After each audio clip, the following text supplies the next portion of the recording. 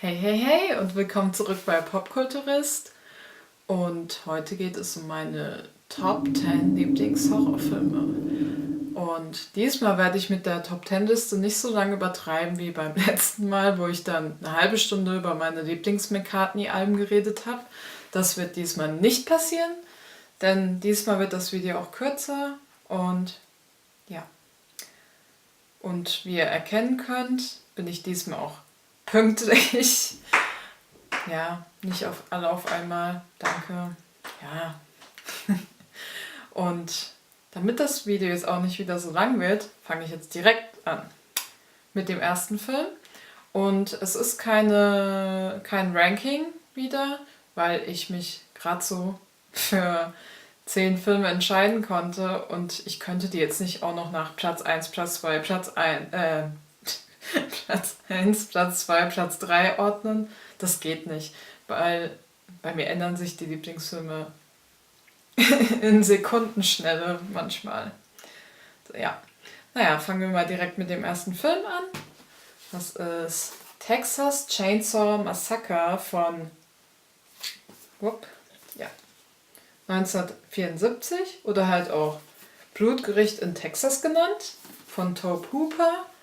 Und es ist halt ein Hardcore-Film. Also für die damalige Zeit war der Film echt krass. Und deswegen war der auch ziemlich oft verboten in Ländern. Zum Beispiel in Deutschland wurde der direkt indiziert und war bis zum 1. Dezember 2011 auf dem Index, aber wurde dann an dem Tag vom Index genommen.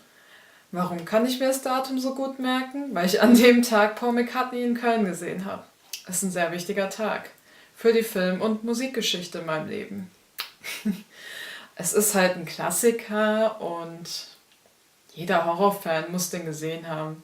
Ich meine, für heutzutage ist es nicht mehr so brutal, aber damals, ich meine, in den Mitte 70er Jahren ist das schon heftig. Also es war ein sehr kontroverser Film und ja, ich meine, Leatherface basiert ja eigentlich sogar auf einem echten Menschen, den es auch wirklich gab, nämlich auf Ed Gein, ein Serienmörder, der auch Menschen getötet hat und aus denen dann halt Schmuck, Möbel oder halt Gesichtsmasken gemacht hat, wie Leatherface halt. Deswegen heißt der Leatherface. Und ja, wie gesagt, ist ziemlich harte Kost. So, und jetzt geht's um Fright Night von 1985 von Tom Holland. Nicht der Spider-Man Tom Holland, sondern der Regisseur Tom Holland, der auch Chucky die Mörderpuppe Regie geführt hat. Und ja, in dem Film geht es halt darum, dass ein Junge, einen Vampir als Nachbar hat und ihm glaubt halt keiner. Und es macht halt echt Spaß, den Film zu schauen. Ich feiere den Soundtrack extrem. Ich liebe den Soundtrack. Und man muss ihn gesehen haben, definitiv. Chris Sarandon als der Vampir ist halt echt cool. Man sieht ihn hier auch hinten auf der Blu-ray. Und ja, schaut ihn euch an. Es macht echt Spaß, den zu schauen. Das ist einer meiner Lieblingsfilme. So, und jetzt geht's um den nächsten Film, nämlich Nightmare on Elm Street 6 oder halt Freddys Finale im Deutschen. Ist mein Lieblingsteil tatsächlich von der ganzen Nightmare on Elm Street Reihe. Und ich weiß, dass der extrem gehasst wird, was ich nicht verstehe. Ich verstehe das absolut gar nicht, weil es macht halt Spaß, den zu schauen, finde ich. Und auf eine gewisse Weise nimmt sich diese ganze Nightmare on Elm Street Reihe sich selbst nicht mehr ernst, weil, keine Ahnung, Freddy Krüger ist ja auch nicht so der gruselige Horrorcharakter, sondern eher wie so ein Clown, finde ich. Natürlich ist er brutal und so, aber es ist halt eher so, die Sequels gehen eher so Richtung Comedy-Horror und ich finde halt die visuelle Arbeit vor allem in dem Film extrem cool. Die Fernsehszenen, die Videospielszenen finde ich echt cool und der Film wurde von Rachel Talalay Regie geführt und kam 1991 raus, also nicht in den 80ern, wie die meisten Nightmare on Elm Street Teile. Aber ehrlich gesagt mochte ich den 7. Teil überhaupt nicht. Ich glaube, das ist der Film, den ich in der Reihe am wenigsten mag. Vor allem in dem 6. Teil jetzt hier, den ich echt mag, erfährt man auch viel über Freddy Krügers Leben, was ich auch sehr interessant finde. Ja, also wie gesagt, viele hassen den Film, aber ich mag den Film echt. Also jeder hat ja seine eigene Meinung. So, als nächstes kommt Hellraiser von 1987 und von Clive Barker Regie geführt. Ja, da geht es hauptsächlich um einen Charakter namens Frank Cotton und er baut halt eine Box, also es ist eine selbstgebaute Box und in einem Rituell verschwindet er mit der Box und sein Bruder zieht dann in sein Haus ein und es passieren sehr seltsame Dinge auf dem Dachboden. Mehr möchte ich gar nicht erzählen. Und der Film ist halt wirklich revolutionär in Sachen Make-up, Gore, weil es ist halt echt realistisch und krass gemacht und also wenn man Gore nicht aushält, sollte man den Film nicht schauen. Nicht. Und der Film hat halt Pinhead, den ikonischen Charakter, der halt auf demselben ikonischen Level ist wie Freddy Krüger. Finde ich halt, ja. Also ich habe nur die ersten 3 Filme von der Hellraiser-Reihe gesehen und fand alle 3 gut. Am besten finde ich halt den 3.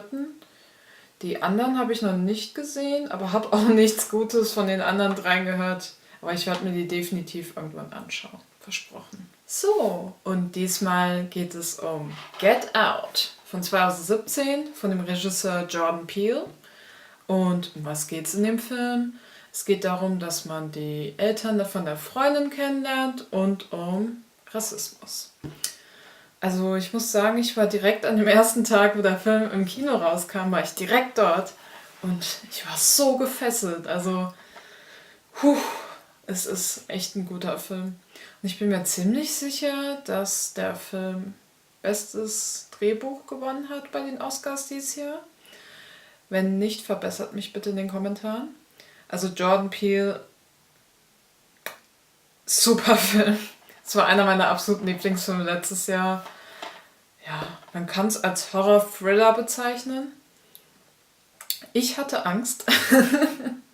Also es ist jetzt nicht so gore-mäßig, sondern einfach das Verhalten von gewissen Menschen ist gruselig. Mein Lieblingscharakter in dem Film ist einfach der Kumpel von dem Hauptcharakter, nämlich Rod heißt der, soweit ich weiß. Das ist so der Polizist und der ist so witzig. Also das ist halt so ein richtiger Bro und so. Und also der Film ist echt super. Und nachdem ich den Film geguckt habe im Kino, bin ich direkt irgendwie zum nächsten Einkaufsladen und musste mir diese runden Cornflakes holen. Weil die halt in dem Film vorkommen. Also falls ihr den Film schon gesehen habt, bestimmt fällt euch die Szene ein.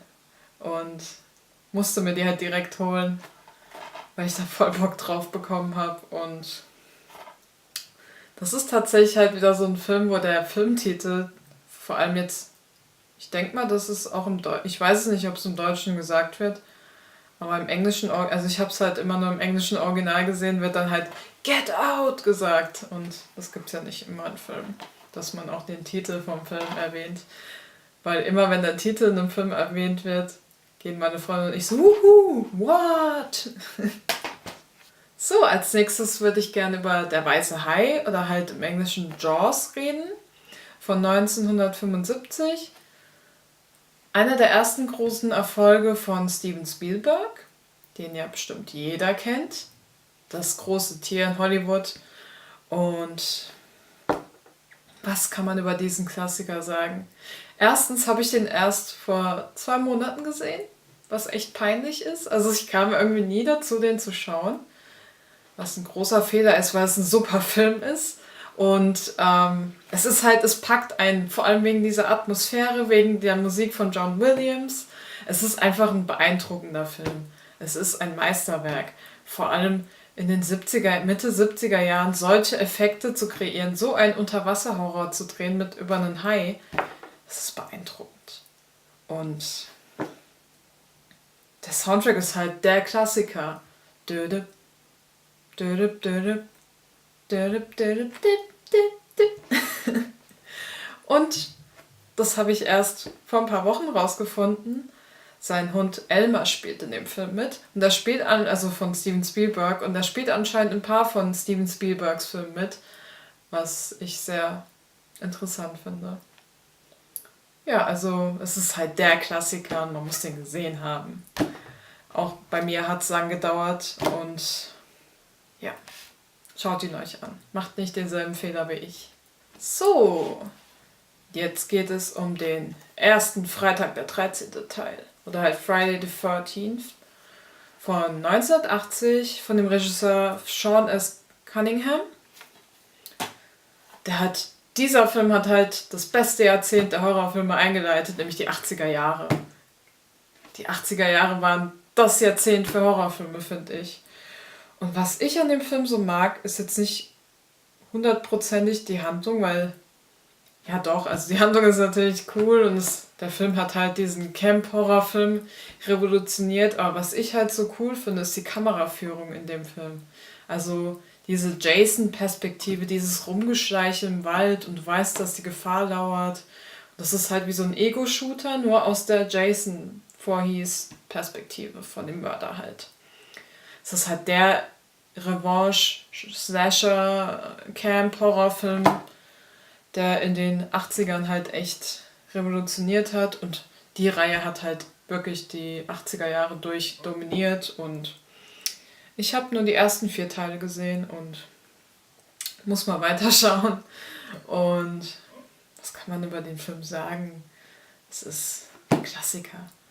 Und dieses Ki, Ki, Ki, Ma, Ma, Ma, das ist halt ein unheimliches Geräusch. Und ich habe letztens rausgefunden, dass es halt Kill, Kill, Kill, Ma, Ma, Ma, also Mama bedeuten soll. Und wer den Film gesehen hat,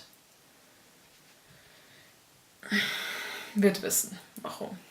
So, und als nächstes kommt Dario Argentos Opera von 1987. Das ist das Meisterwerk von Argento. Es ist definitiv mein Favorit von ihm. Definitiv. Es ist ein großartiger Film. Es ist spannend, es ist brutal, es ist grausam. Der Serienkiller in dem Film ist obsessed mit einer Opernsängerin. Er ist echt abhängig von ihr und übertreibt es extrem mit dem Fangetue in Anführungszeichen.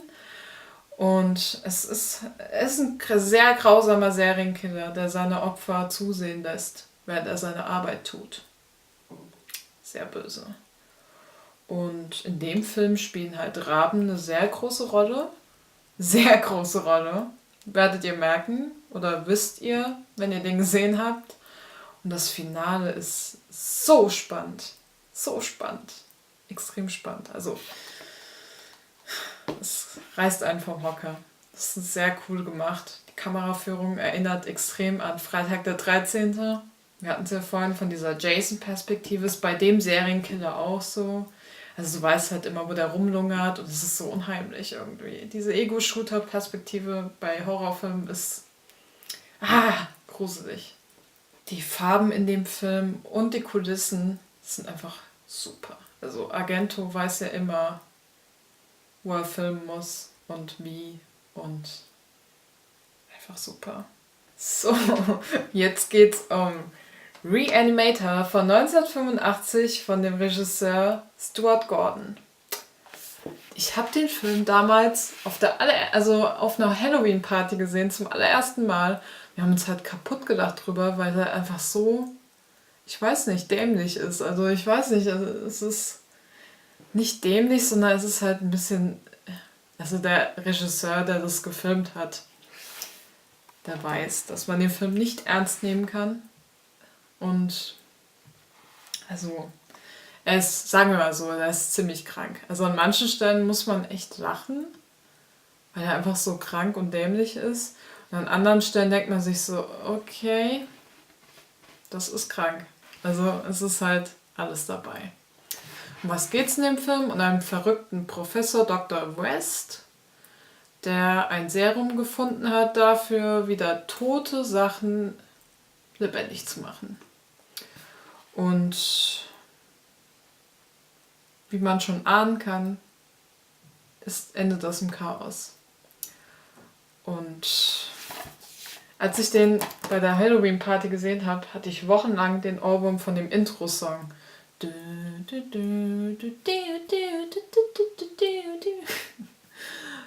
Ich mag den Soundtrack und der Film ist einfach abgefahren. Also ich habe den zweiten gesehen, Pride of Reanimator, und ich fand den nicht so gut. Also der ist dann noch mehr ins Lächerliche gegangen. Also der hat es dann wirklich auf die Spitze getrieben. Den Beyond Reanimator habe ich noch gar nicht gesehen. Der Film hat halt definitiv sehr viel Gore. Sehr viel Gore. Also bei sowas, es ist nichts für schwache Nerven. Aber ich finde halt bei diesem Serum so cool, dass das so richtig neongelb ist und man erkennt das halt im Film. Also es sticht halt extrem aus und es ist so cool. Es ist so cool. Auf alle Fälle ist der Film extrem krank und an manchen Stellen auch sehr witzig. Aber auch vor allem sehr krank. So, zu guter Letzt kommt der Klassiker schlechthin, nämlich Halloween von John Carpenter. Mein Gott, liebe ich diesen Film. Wirklich, ich liebe ihn. Ich kann ihn mir so oft anschauen, wie ich will. Einfach dieser Soundtrack, und ich freue mich ja mega auf den neuen Film, der diesen Monat, oh Gott, das ist ja schon Oktober, der kommt ja schon diesen Monat, ich freue mich so sehr. Und ich wollte sagen, der Soundtrack ist richtig cool und ich mag John Carpenter Filme so sehr. Also das ist ein genialer Regisseur. Ich habe ehrlich gesagt bei den Halloween-Filmen nicht viele gesehen. Muss ich nachholen. Ich habe das Remake gesehen und ich wünschte, ich hätte das Remake nicht gesehen. Das Rob Zombie Remake ist furchtbar. Es tut mir leid. Viele mögen es bestimmt und jeder hat seine eigene Meinung, aber ich finde den furchtbar. Und der Film ist einfach... Ich glaube, die Handlung ist halt Michael Myers und er ist halt dieser Shape mit dieser Maske. Die Maske ist ja eine alte William Shatner als Captain Kirk Maske, nur angemalt, und ja, finde ich sehr interessant, die Story tatsächlich. Ich hätte gern so eine Halloween Michael Myers Maske, aber eine gute, weil manche sehen ja echt, ja, aus. Und er ist halt so der Serienkiller in dem Film. Was ich so sehr an dem Film mag, ist A, der Soundtrack, und B, wie ruhig dieser Film ist. Also, ich weiß nicht, es ist nicht so laut und hat nicht so, ich weiß nicht, aufdringliche Musik, sondern es ist so ruhig und ich weiß nicht. Manche finden den deswegen so lahm. Ich kenne viele Leute, die den nicht gruselig finden, aber ich finde halt diese Stille, und Michael Myers ist ja der stille Killer schlechthin und man hört ihn ja nicht und so. Aber ich liebe diesen Film. Ich liebe ihn so sehr und ich freue mich auf den neuen extrem. Und diese Titelmusik, und von dem neuen ist ja schon auch die Titelmusik raus und ich höre die momentan tagtäglich 10-mal oder so. Und Jamie Lee Curtis ist in dem Film halt echt großartig. Und dass sie in dem neuen wieder dabei ist, ist halt der Runner. John Carpenter ist großartig. Von ihm solltet ihr euch Filme anschauen, definitiv. Naja, vielen Dank auf alle Fälle, dass ihr euch mein Video angeschaut habt. Und ich fände es sehr interessant, von euch mal eure Top 10 Horrorfilme zu wissen und ob ihr auch 80s Horrorfilme so sehr mögt wie ich. Und ich wünsche euch einen schönen Oktober, eine schöne Woche und auf alle Fälle eine coole Halloween-Saison. Und wir sehen uns das nächste Mal.